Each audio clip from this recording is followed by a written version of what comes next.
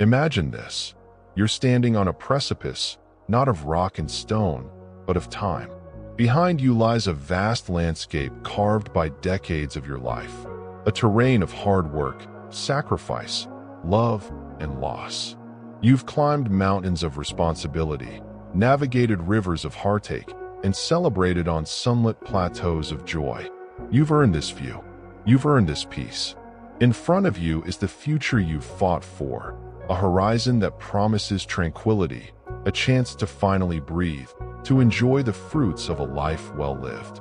And just as you're about to take that first, peaceful step forward, a hand grabs your arm, trying to pull you back into the chaos you just escaped. The hand might belong to a child, a sibling, a friend. The voice might be laced with love, or desperation, or a sense of entitlement you never taught them. And they are asking for something that isn't just a favor. They are asking for a piece of your future. They are asking you to carry a weight that is not yours, to fight a battle you've already won for yourself, to mortgage the peace you've spent a lifetime earning. At this stage of your life, let's be brutally honest. Your primary responsibility is to the person who got you here, you. You are not a perpetual rescue service. You are not an emotional bank or a financial safety net for the poor decisions of others. Anything and anyone that threatens to rob you of your peace is a price too high to pay. The time for shouldering the world is over. It's time to open our eyes to the requests that cross a sacred line, the asks that are not just unreasonable, but are a direct assault on your well-being. We're going to talk about the things no one has the right to ask of you now, because your serenity is non-negotiable, and it's time to finally close the door on the burdens you were never meant to carry. Let's start with the most insidious one of all, the request, spoken or unspoken, for you to take responsibility for a life that is not your own. How many times have you felt that familiar tug? It begins so innocently. A small favor, a little help to get them through a tough spot. It's framed as a temporary crisis, an emergency that only you can solve. And because you have a good heart, because you love them, you step in. You offer a hand. But then something shifts. The temporary situation becomes a permanent state of being. The hand you offered is now expected to hold them up indefinitely. What started as a lifeline you threw to someone struggling has now become the very rope they are using to tether their sinking ship to yours, expecting you to keep them both afloat. And you, out of a deep-seated sense of duty or a fear of being labeled selfish, you pull, you strain. You feel the fibers of your own well-being starting to fray, but you keep pulling because that's what you've always done. But we must recognize this for what it is. This is not support. It is exploitation. It is emotional vampirism. When you are asked to continuously fix the problems created by another adult's choices, you are no longer helping them. You are enabling them. You are cushioning them from the natural consequences of their own actions, the very consequences they need to experience in order to learn, to grow, and to finally stand on their own 2 feet. Think about the sheer weight of it. You've already raised your children. You've already built your career. You've navigated your own financial struggles and heartbreaks. You have paid your dues in full. To be asked now to manage someone else's finances, to raise their children, to solve their marital problems, or to provide the stability they refuse to create for themselves is not just unfair, it's a violation. It's like handing a soldier, finally retired from the battlefield, a new rifle and pointing them toward a war that isn't theirs to fight. They will see you as a resource, a utility, not as a human being with your own needs, your own dreams, and your own right to peace. And the moment you even hint at saying no, the moment you suggest that you've had enough, the manipulation begins. The guilt trips, the accusations of not caring, the sad stories designed to pluck at your heartstrings until you relent. They will make you feel as if your refusal to set yourself on fire to keep them warm is the ultimate betrayal. But who judges them for handing you the match? Who holds them accountable for seeing your love not as a gift, but as an endless commodity to be consumed? This dynamic is unforgivable because it feeds on your best qualities, your love, your generosity, your loyalty, and turns them into weapons against you. You become the umbrella everyone huddles under during their self-made storm, only to be folded up and forgotten in a corner the moment their sun comes out, leaving you soaked and shivering. How many more storms can you weather before you collapse? This isn't love. It's a parasitic relationship, and it doesn't matter if the parasite shares your bloodline. If it is draining your life force, it must be severed. Perhaps the most common and destructive form of this is the request for money. Let's paint a picture. You're finally in a place of financial stability. It wasn't easy. It took decades of careful planning, of saying no to yourself, of working overtime, of saving when you wanted to spend. Your savings account isn't just a number on a screen. It's a monument to your discipline. It represents your security, your freedom from worry, your ability to handle your own future emergencies without being a burden on anyone else. And then the call comes. It's a familiar voice, but the tone is different. It's the voice of manufactured crisis. It's never about checking in. It's always about cashing out. They need a loan, just a little something to tide them over. And because you care, you consider it. But you must understand that at this point in your life, lending money to anyone who is not your dependent child in a true, life-altering emergency is like playing Russian roulette with your own future. What seems like an act of kindness can very quickly become a gateway to ruin. You're not just handing over cash, you are handing over your peace of mind. The moment that money leaves your account, a new, toxic dynamic is born. You become the reluctant banker, the anxious creditor. Every time you see them spend money on non-essentials, a knot of resentment will tighten in your gut. Every missed payback by date will be a source of stress. You will lie awake at night wondering if you'll ever see that money again. Money that you yourself might desperately need for a sudden health issue or an unexpected repair. This isn't being stingy, it's being wise. It's protecting the fortress of security you painstakingly built over a lifetime. You are not at an age where you can easily recover from a major financial loss. You cannot simply start over. Your rearview mirror is gone. What you lose now is likely lost for good. Then comes the emotional blackmail, the ultimate weapon of the financially irresponsible. But you're my father. You have to help me. If you really loved me, you wouldn't let this happen. They wrap their request in the language of love and obligation, making you feel as though saying no is a moral failing. But let's be crystal clear. You have no obligation to drown yourself while trying to save someone who refuses to learn how to swim. A person who truly loves and respects you would never ask you to jeopardize your own hard-won security for their convenience. They would be mortified at the thought of putting you in such a position. If they ask, if they push, if they manipulate, they have already shown you that their needs are more important than your well-being. And that is a person who does not deserve access to your resources. This isn't about a genuine, one-time crisis.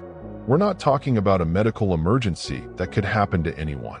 We're talking about a pattern, a history of poor choices, of living beyond their means, of expecting you to be the safety net that catches them every single time. That is not an emergency.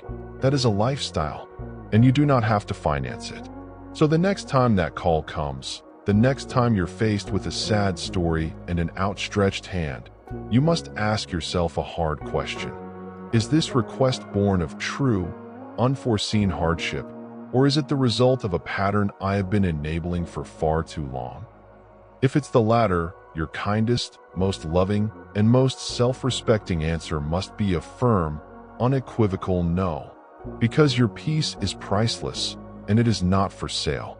You have fortified your financial walls and made the solemn vow to protect your hard-earned security. But the requests that drain you are not always for your money. Sometimes, what they want is far more precious, far more finite, your emotional energy.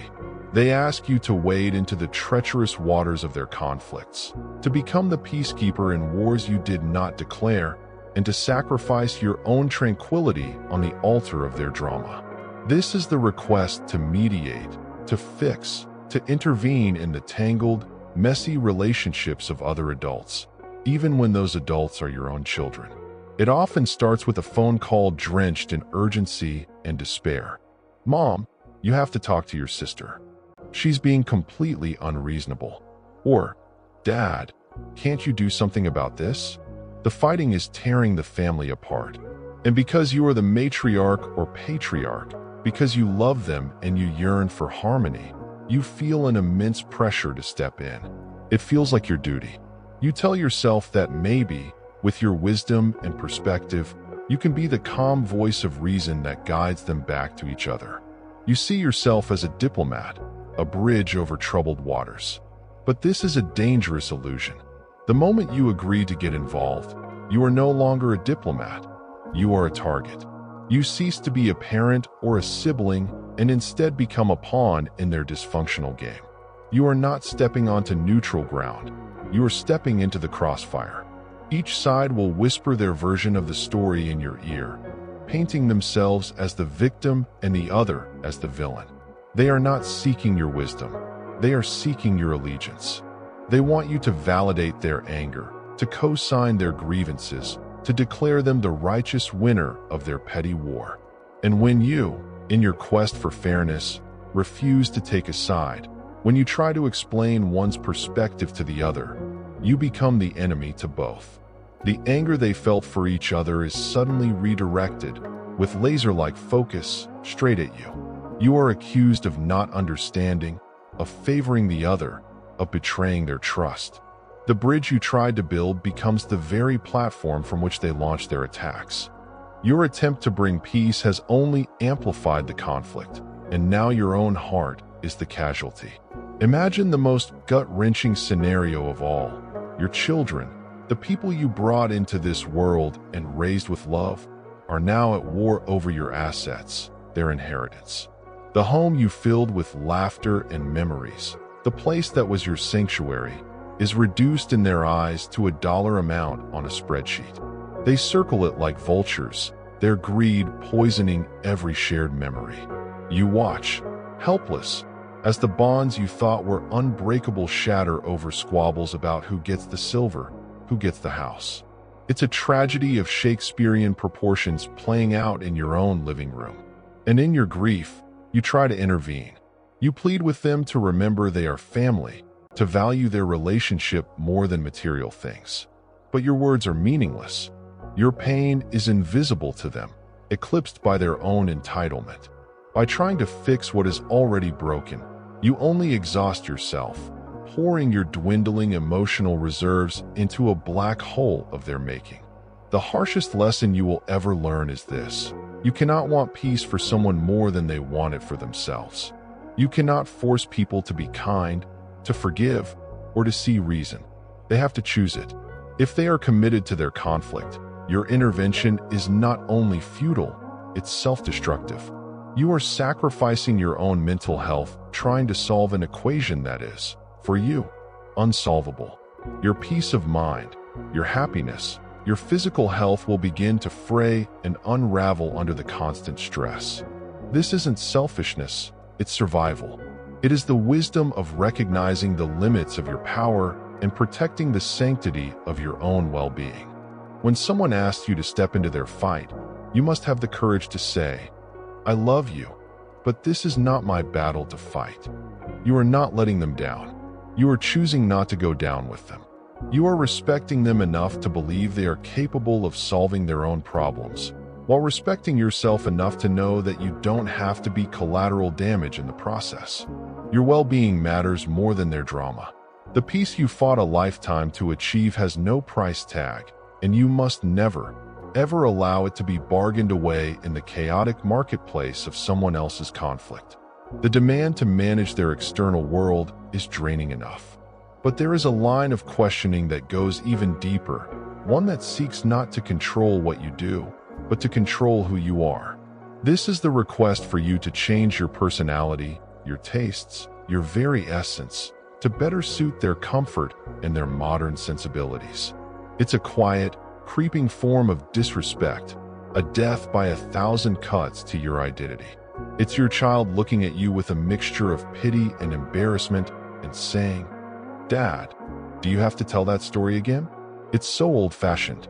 It's a friend commenting, "You still listen to that music?" It's so dated. It's the subtle, constant pressure to loosen up, to get with the times, to sand down the edges of the personality you've spent a lifetime carving. They're not just commenting on a preference. They are passing judgment on your history. They are treating your identity as if it were an old piece of furniture that needs to be reupholstered to fit their new, sleek decor. With every one of these comments, they are implicitly saying, the person you are, the person forged by decades of unique experience, is no longer valid. Your story is irrelevant. Please erase it and become someone more palatable to me.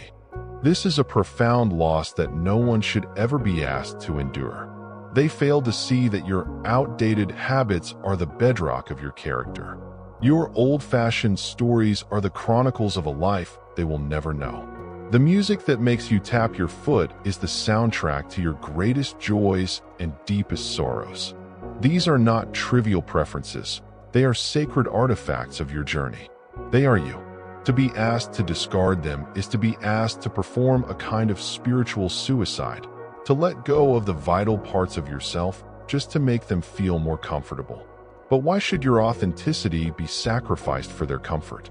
You have finally reached the stage of life where you should be freer than ever to be unapologetically yourself.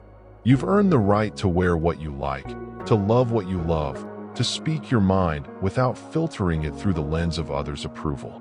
And yet, here they are, trying to put you back into a box, to get you to conform, just when you've finally broken free. The irony is staggering. For years, you adapted for them. You adapted your schedule, your finances, your life to the needs of your children, your spouse, your job. Now is your time. Now is the time for the world to adapt to you. If you give in, if you start to doubt yourself and censor your own personality, you begin a slow, tragic process of self-erasure. You lose the very essence that makes you unique, the flavor that you alone bring to the world. You become a faded, watered-down version of yourself, and for what? To be slightly more acceptable to people who couldn't appreciate the original masterpiece in the first place. There is no blindness worse than that of someone who refuses to see the value in your story. They don't see the lessons behind your traditions, the strength behind your stubbornness, the joy behind your memories. They just see something that is different from them, and they want to fix it. But you are not broken. Your life is not a problem to be solved. It is a story to be honored. And no one, no matter how much you love them, has the right to ask you to tear out its most precious pages. Your identity is your sacred ground, the sum total of your life story. But what happens when the demands go one step further? What happens when they ask not just for you to change your habits, but to sacrifice your happiness? This is the final, most insidious form of disrespect, the demand that you prioritize their feelings over your own. It's the emotional checkmate, a move designed to trap you between your own well-being and the perceived comfort of someone you love. It's your child, now an adult, saying, "Your decision to sell the house and travel is selfish. It's disrupting our lives and making me anxious. If you really cared about us, you'd reconsider." Or perhaps it's a friend who says, "If you pursue that new relationship, it will make things awkward for me. You should really think about how this affects everyone else." Suddenly, your joy, your dreams, your right to personal fulfillment are framed as a direct attack on their peace. They are, in essence, handing you the bill for their own emotional regulation. They are making you responsible for their happiness, a burden no human being should ever place upon another. This is the ultimate form of emotional colonization. They are attempting to claim your heart and mind as a territory they have the right to govern. Your life becomes a stage, but you are no longer the director. You are merely an actor, expected to read the lines they've written for you, lines that always end with their comfort and your compromise. They create a twisted equation where your happiness and their happiness are mutually exclusive, a zero-sum game where you are expected to lose gracefully. To choose your own joy is to be selfish. To pursue your own path is to be uncaring. To live for yourself is to be a source of their pain. This is the most dangerous trap of all, because if you fall into it, you agree to become a ghost in your own life. You dim your own light so that theirs can shine undisturbed. You silence your own heart's desires so that you don't have to hear their complaints. And you do it because you love them, and the thought of causing them pain feels unbearable. But what they are asking for is not a small sacrifice. They are asking you to cancel yourself. They are asking you to agree that your needs, your feelings, and your dreams have expired. They are asking you to live out your remaining years as a supporting character in their story. Do not do it. No one has the right to demand that you set aside what makes you feel alive and fulfilled. Your well-being is not contingent on their approval. Every time you face this kind of emotional hostage-taking, you must remember that you are not hurting them by being happy. You are simply refusing to be responsible for their inability to handle their own feelings. A healthy, loving person wants you to be happy, even if your choices are different from what they would choose for you. They find joy in your joy. A person who asks you to shrink yourself for their benefit is not operating from a place of love. They are operating from a place of control and fear. You might feel trapped, as if it's impossible to be yourself without being branded the villain. But this is their narrative, not your reality. You can love someone deeply and still refuse to sacrifice yourself for them. You can be compassionate and still hold firm to your boundaries. It is not your job to manage their disappointment when you choose to live an authentic life. That is their work to do. If you keep caving to their emotional demands, you will find yourself utterly drained, a hollow shell of the person you were meant to be. You will have missed your one and only chance to live this final, precious chapter on your own terms. Because when you constantly put yourself in second place, you eventually forget how to come in first in your own life. Now, more than ever, your life must be guided by what brings you peace, not what keeps the peace for others. It is time to stop being a prisoner to their expectations. Stop doing things just to avoid their disapproval. And if someone asks you to place their happiness on a pedestal high above your own, you must find the strength to stop, look them in the eye, and say, enough. Your happiness, your peace, and your choices have an immeasurable, non-negotiable value. Don't waste another second of your life trying to appease those who will never be satisfied. When someone doesn't respect your feelings, it is the clearest sign that a line must be drawn in the sand, a wall must be built around your heart. Because in the end, the only person who has the sacred right to decide how you live is you. At this stage, your well-being must be your unwavering priority. You cannot allow others to drag you into their conflicts, to ask you to shoulder their responsibilities, or to play games with your kindness. By allowing this, you're not just giving away your time and energy, you are surrendering your mental and emotional peace, the most valuable currency you possess. Learning to say no is not a selfish act. It is the ultimate act of self-preservation. It is a declaration that you honor the life you've lived and that you intend to protect the sanctity of the life you have left. You are protecting the peace you worked so hard to build, the happiness you rightfully deserve. Always remember, this life is yours and yours alone. You are the author, the director, and the star of this final act. Do not let anyone else hold the pen. Now is the time to set healthy boundaries, to prioritize your own joy, and to savor this important chapter of your life to the fullest. You have weathered the storms. You have run the marathon. You have earned the right to stand on this precipice and walk toward a horizon of your own making, unburdened, unapologetic, and finally, completely free. Thank you for listening. If you find it interesting, please like and subscribe and turn on the notification bell so you don't miss our next content. Goodbye.